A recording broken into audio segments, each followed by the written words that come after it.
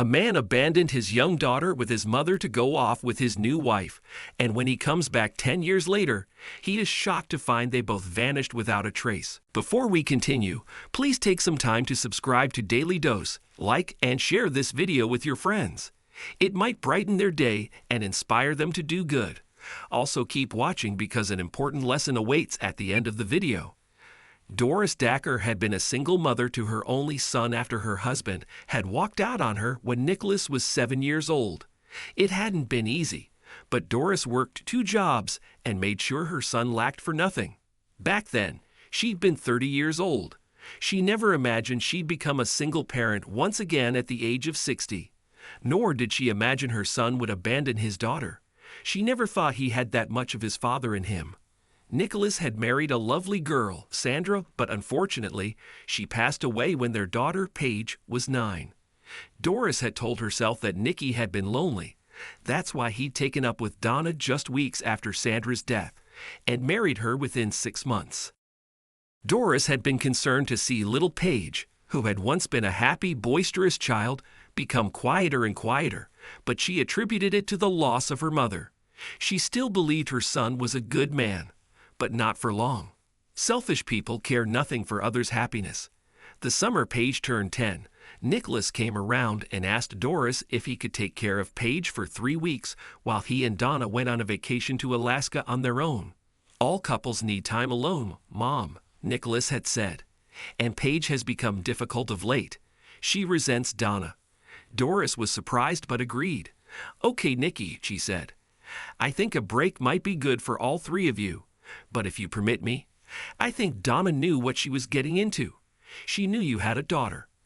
A grown woman should be able to deal with the pain of a 10-year-old still trying to come to terms with her mother's death and her father's swift remarriage. Nicholas flushed scarlet and puffed up his lips in a gesture Doris knew well. I should have known you'd take Paige's side, he cried. Donna loves me, she makes me happy, and that's all that matters to me. I would have thought someone had to be on Paige's side, and I'm surprised it's not her father, Doris replied, stung. And making your daughter happy should make you happy too. Nicholas walked out in a huff, but when he came back a week later with Paige and her suitcase, he seemed his happy, normal self. He kissed Paige goodbye affectionately and gave Doris a hug. I'll be back on August 27, Mom, he said and drove off with a cheery wave. Doris and Paige wouldn't see him again for over a decade. August 27th came and went, and Nicholas didn't show up. Doris phoned her son, but was stunned to discover his number had been disconnected. Nicholas hadn't called his daughter since he'd left, but he had occasionally replied to her text messages. Now it seemed he was gone. Doris discovered that the house Nicholas and Sandra had bought had been sold. He was gone. He'd abandoned his daughter with his aging mother without a word or any concern for her well-being. Doris sat down with Paige and told her, Listen, we will manage, you and I. I don't want you to worry. I'll take care of you. I love you, Paige, and I know that your father will come to regret what he has done. Doris didn't know how right she was. 10 years later, Nicholas drove up to his mother's house. The house was there, but it looked abandoned and decrepit. The garden was overgrown, and the windows were shuttered. Nicholas knocked on his mother's neighbor's door. The woman was surprised to see him, and was reluctant to give him his daughter's forwarding address. She eyed his shabby clothes and glanced at his rusty old car. Paige married and Doris lives with her. I hope you don't expect the welcome that was given to the prodigal son, she said coldly. She was her grandmother's best friend. After what you did to them, I'd expect the worst if I were you. Nicholas didn't even reply. He just turned his back and walked away. He wasn't worried. He knew how to handle his mother. When he arrived at the address, he was stunned. His daughter and his mother were apparently living in a huge, luxurious mansion. He walked up to the door and rang the bell. I want to speak to Doris or Paige Dacker, please, he told the uniformed maid who opened the door. You mean Mrs. Dacker of Mrs. Henderson, sir. The maid corrected him with a disdainful smile, and she led him into a huge, elegant sitting room. A few minutes later, Paige walked in. She stared at him in silence, but without any trace of surprise, and Nicholas knew that the meddling neighbor had called to warn them that he was coming.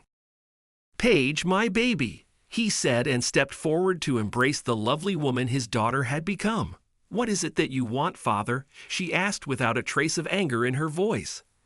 "I wanted to see you, and Grandma Doris, honey," Nicholas said with his best smile. "I've missed you so much."